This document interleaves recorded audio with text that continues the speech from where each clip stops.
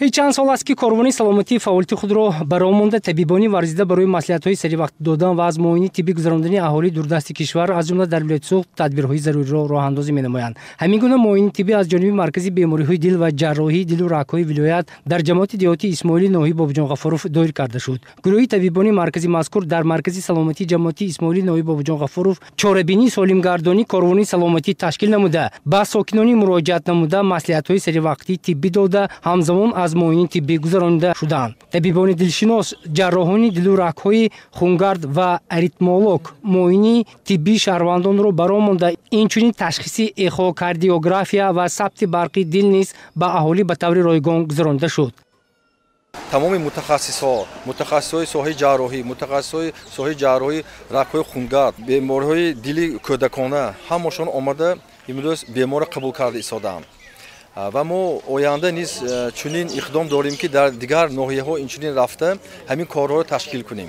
کارهای متدی عملی یاردم رسانیم. شخصایی که امروز رفته نمیتونن در همین جاشون ما آمده دو تجهیزاتی ثبت برقی دل EKG و چخیلی که میگن تجهیزات عضوی در همینجا فعالیت بودن و کسلا را قبول کرده ایستادند.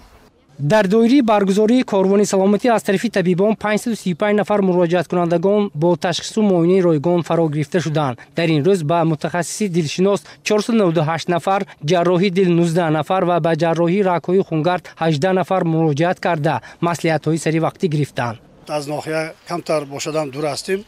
همه سلامتیشان دیده یاردم خودشان را رسانده رفتند. بسیار ما خرسندیم. یکی کدن وزی کده یاردم خودشان را رسانده. میخواهیم که همخیل از ناحیه ولایت کمتر باشدن دوردست جاها آمده همخیل یاردم خودشان را رسانده استند.